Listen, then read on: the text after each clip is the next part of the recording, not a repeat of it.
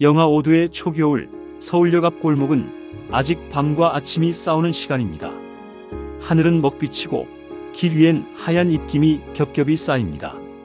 가로등 불빛 아래서 연탄을 나르던 아주머니의 바구니가 삐걱거리며 길을 지나갑니다. 그 소리에 잠이 깹니다.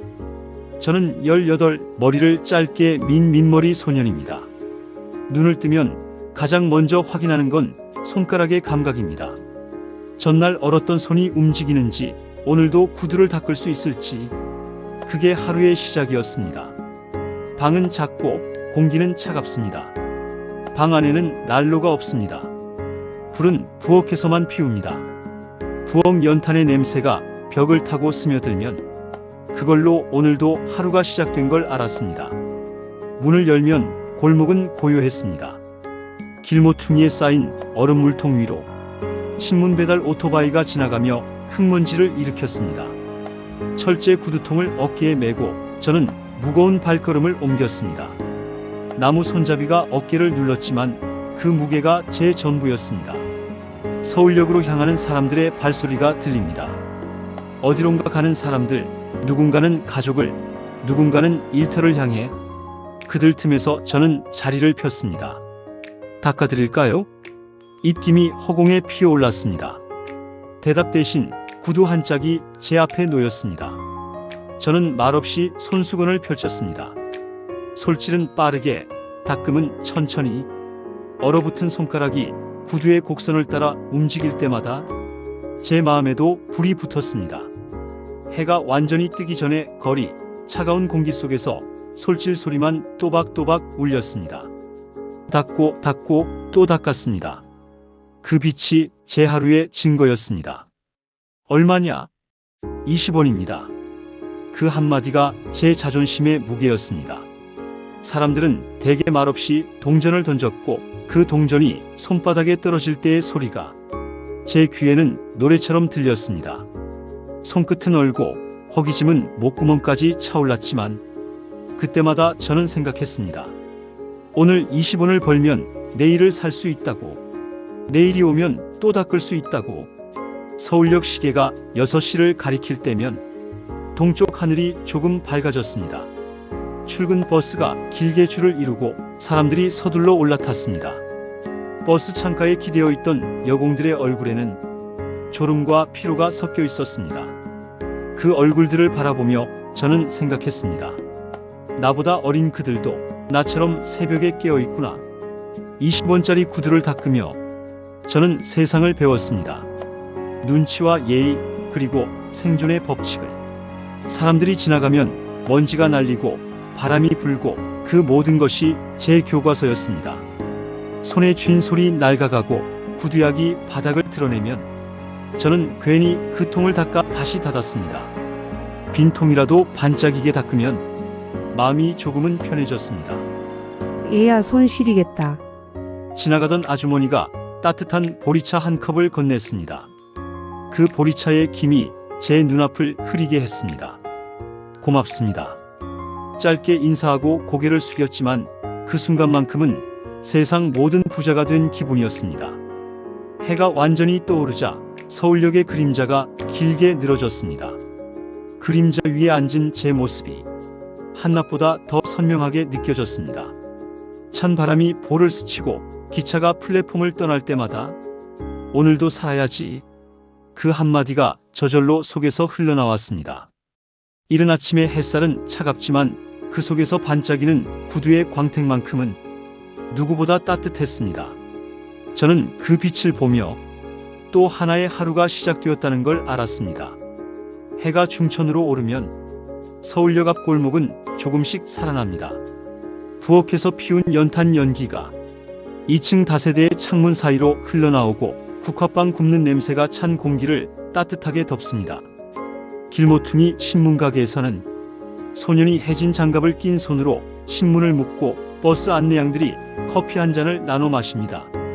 모두들 제각각의 하루를 살지만 그 사이엔 공통된 리듬이 있었습니다.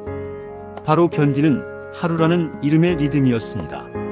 저와 친구 둘 상철이와 덕수는 늘 점심 무렵이면 서울역 뒤편 담벼락 아래로 향했습니다. 겨울 햇살이 잠시 비치는 그곳만큼 따뜻한 자리는 없었습니다. 낡은 신문지를 깔고 우린 철 도시락을 꺼냈습니다. 도시락 덮개를 열면 찬밥 위에 김치, 가끔은 멸치볶음이 한 숟가락 있었습니다. 그게 전부였습니다. 야, 김치 좀 줄래? 반찬 바꿔 먹자. 오늘은 내게 낫다. 짧은 말 몇 마디가 우리에겐 가장 편한 대화였습니다. 누가 먼저 먹었는지 기억도 안 납니다. 하지만 어느새 웃음소리가 나왔습니다. 해가 비스듬히 내려앉고 밥 냄새에 섞여 역전의 먼지 냄새가 따라옵니다.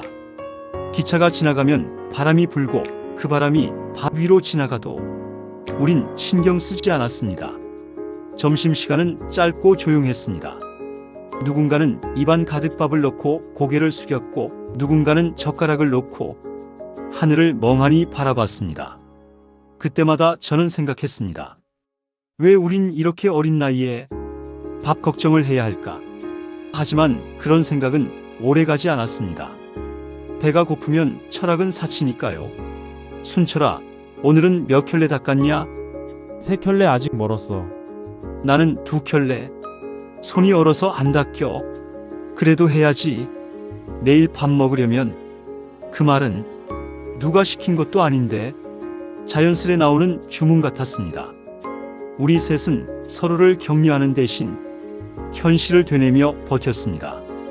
밥을 다 먹으면 도시락 뚜껑을 덮기 전에 항상 젓가락으로 밥 한 톨을 남겼습니다. 이상하게도 그렇게 해야 다음날 밥이 생길 것 같은 미신 같은 믿음이 있었죠. 그늘 아래에서 도시락을 싸며 누군가 툭 던졌습니다. 우리 언제쯤 따뜻한 밥 먹을까? 아무도 대답하지 않았습니다. 그저 밥통 닫는 소리만 똑똑 작은 울림으로 이어졌습니다. 잠시 후 우리 셋은 각자의 구두통을 들고 다시 흩어졌습니다. 덕수는 남대문 쪽으로, 상철이는 중림동 쪽으로, 저는 다시 서울역으로 돌아갔습니다. 햇살은 조금 따뜻해졌지만 그 따뜻함이 오래가진 않았습니다. 겨울의 햇살은 늘 마음보다 먼저 식어버렸습니다. 역 광장 한켠 라디오 가게에서 흘러나오는 노래가 들렸습니다. 그대 창밖에서 귀뚜라미 울던 밤. 노래는 달콤했지만 우리에겐 너무 먼 이야기였습니다. 손가락 사이엔 아직 밥풀이 묻어 있었고 입가엔 김치 냄새가 남아 있었습니다. 그 냄새가 부끄럽지 않았습니다. 그건 우리가 살아있다는 증거였으니까요. 점심을 먹고 해가 조금 더 기울 때면 거리의 그림자도 길게 늘어졌습니다. 그림자 위에 다시 구두통을 내려놓고 저는 또 소를 들었습니다. 누군가는 밥을 짓고 누군가는 노래를 부르고 저는 구두를 닦았습니다. 그게 우리가 살아가는 방식이었습니다. 20원. 그 숫자는 내 하루의 무게이자 희망의 크기였습니다. 구두 한 켤레 닦으면 20원, 5켤레면 100원. 그 100원이면 밥 2끼와 구두약 한 통을 살 수 있었습니다. 하지만 세상은 늘 계산처럼 굴러가지 않았습니다. 사람이 많아도 손님은 적었고 손이 얼면 솔질이 느려졌습니다. 그날의 햇살이 짧으면 벌이도 짧았습니다. 오후 3시 무렵 서울역 앞 거리는 또 다른 세상처럼 변했습니다. 기차가 도착할 때마다 역 앞엔 잠깐의 북적임이 생겼습니다. 사람들은 부산하게 뛰어다녔고 그들의 구두는 먼지로 가득했습니다. 그때가 내겐 가장 바쁜 시간이었습니다. 닦아드릴까요? 익숙한 목소리로 말을 걸면 10명 중 1명쯤은 고개를 끄덕였습니다. 그 한 명이 내 하루를 바꾸는 사람이었습니다. 20원이요? 요즘 애들은 장사도 안 해. 그 말엔 놀림도 연민도 섞여 있었습니다. 그래도 난 고개를 숙이며 말했습니다. 닦겠습니다. 솔질을 시작하면 모든 생각이 사라졌습니다. 손끝에서만 세상이 움직였습니다.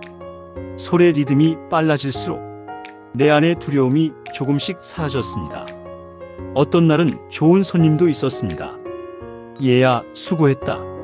그 말 한마디가 돈보다 따뜻했습니다. 동전을 손에 쥐어주며 밥은 먹고 다니냐? 묻는 사람도 있었습니다. 그럴 때면 눈시울이 뜨거워졌지만 대답은 늘 같았습니다. 예, 먹었습니다. 먹지 않았더라도 먹었다고 말했습니다. 그게 어른이 되는 법이었습니다. 하루가 저물어 갈수록 주머니 속 동전이 조금씩 불어났습니다. 20원, 40원, 80원. 그 소리를 들을 때마다 살아있다는 실감이 났습니다. 해가 기울면 그림자가 길게 늘어지고 역 광장에는 붉은 빛이 깔렸습니다. 그 빛이 구두에 닿으면 내가 닦은 구두마다 잠시나마 세상에서 가장 반짝이는 빛을 냈습니다. 하지만 그 빛은 금세 사라졌습니다. 손님이 떠나면 다시 먼지가 쌓였고 난 또 다른 구두를 찾아 골목을 돌았습니다. 바람이 차가워질수록 손끝의 감각이 둔해졌습니다. 솔질을 멈추고 입김을 불어 손을 녹였습니다. 그때마다 나는 생각했습니다. 이 손이 내 밥줄이다. 이 손이 멈추면 내 하루도 멈춘다고. 어느 날은 그런 생각도 들었습니다. 20원짜리 구두를 닦는 내가 언젠가 내 구두를 닦을 수 있을까? 그 질문의 답은 몰랐습니다. 하지만 멈출 수는 없었습니다. 20원짜리 하루라도 포기할 수 없는 이유가 있었으니까요. 역 광장의 시계탑이 5시를 가리키면 하루가 거의 끝났습니다. 길 위에는 장사꾼들의 목소리가 줄고 기차의 경적이 더 크게 울렸습니다. 그 소리와 함께 내 마음속에서도 작은 울림이 일었습니다. 오늘도 벌었다. 오늘도 버텼다. 그 생각 하나로 충분했습니다. 해가 저물고 역사의 불빛이 켜질 때면 나는 구두통을 닫았습니다. 솔과 헝겊, 다른 약통을 정리하고 주머니 속 동전들을 세어보았습니다. 10원짜리 동전 8개. 그 소리를 귀에 대고 들었습니다. 찰랑 찰랑. 그 소리는 내 하루의 노래였습니다. 누군가에게는 하찮은 돈이지만 나에게는 살아있음의 증거였습니다. 그리고 그날 밤 서울역 하늘 위로 별이 하나 보였습니다. 나는 속으로 중얼거렸습니다. 내일도 닦자. 20원짜리 구두라도 오늘보다 반짝이게. 해가 완전히 저물면 서울역 뒤편 골목은 금세 조용해졌습니다. 낮에는 사람들로 붐볐던 길이 밤이 되면 숨을 죽이는 듯 했습니다. 바람은 차갑고 하늘엔 먼지가 떠 있었습니다. 그 시간 나는 구두통을 들고 천천히 걸었습니다. 손끝이 아직도 구두향 냄새에 젖어 있었고 허기진 배가 조용히 울렸습니다. 그 울음소리를 달래줄 곳은 단 하나, 우리가 집이라 부르던 방이었습니다. 그 집은 서울역 뒤편 좁은 골목 어귀에 있었습니다. 기와는 반쯤 깨져 있었고 문짝은 삐걱거렸습니다. 비가 오면 물이 새고 눈이 내리면 바람이 스며들었습니다. 그래도 그곳이 우리에겐 유일한 안식처였습니다. 순철아, 왔냐? 응, 이제 끝났어. 손이 얼었어. 오늘은 얼마 벌었냐? 80원. 야, 잘했네. 덕수의 목소리가 피곤했지만 그 속엔 작은 자랑이 섞여 있었습니다. 상철이는 부엌에 앉아 있었습니다. 부엌 한켠엔 연탄불이 피워져 있었죠. 그 불로 밥을 짓고 물을 끓였습니다. 방 안에는 난로가 없었습니다. 불은 오직 부엌에서만 허락된 것이었습니다. 소뚜껑이 달그락거리고 김이 피어올랐습니다. 그 냄새가 방까지 스며들면 우리 셋은 동시에 고개를 들었습니다. 그건 하루의 끝이자 살아있음의 증거였습니다. 오늘은 된장찌개야? 응, 어제 얻은 된장 좀 넣었어. 야채는 시장에서 남은 거 주더라. 그 말에 다들 미소를 지었습니다. 누가 음식을 했는지는 중요하지 않았습니다. 그날 저녁밥이 있다는 게 전부였습니다.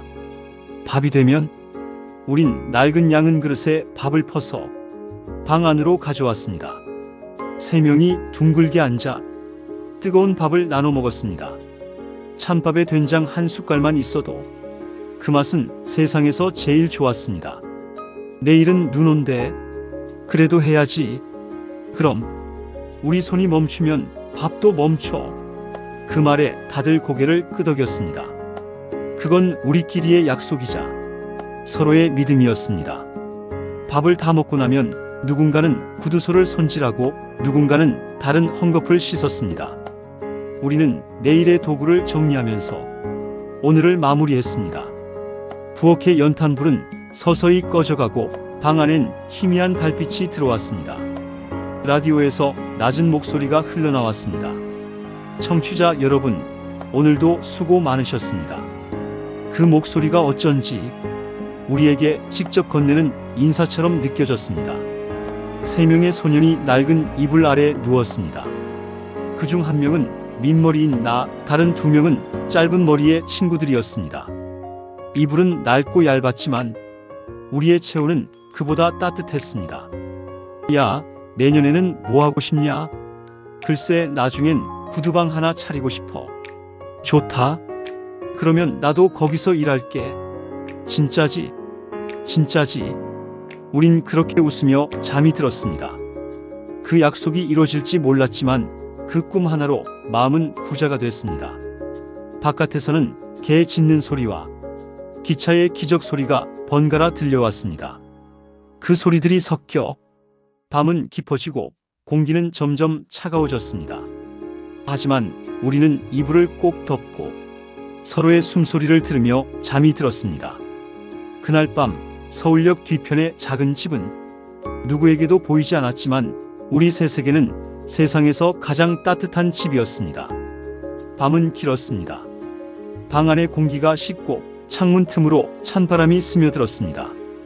달빛이 희미하게 이불 위에 비쳤습니다. 나는 눈을 감지 못했습니다. 손바닥이 아직도 구두약 냄새에 젖어 있었고 귀에는 낮 동안 들었던 구두솔 소리가 아직도 남아 있었습니다. 친구 둘은 벌써 잠들었습니다. 상철이는 이불을 덮은 채 코를 골았고 덕수는 입을 조금 벌린 채 잠들어 있었습니다. 둘의 숨소리가 일정하게 섞여 마치 조용한 노래 같았습니다. 나는 천천히 몸을 일으켜 낡은 창문 쪽으로 걸어갔습니다. 창문 밖에는 골목길이 보였습니다. 가로등은 꺼져 있었고 멀리 서울역 시계탑만 희미하게 빛나고 있었습니다. 그 빛이 이상하게 따뜻했습니다. 춥고 외로운 밤이었지만 그 빛을 보는 순간 이상하게 마음이 고요해졌습니다. 오늘도 벌었고 밥도 먹었고 잠잘 곳도 있었다. 그 사실이 감사했습니다. 누구도 우리 이름을 불러주지 않았지만 우리는 하루를 끝까지 버텨냈습니다. 그게 전부였습니다. 그리고 어쩌면 그것이 모든 것이었는지도 모릅니다.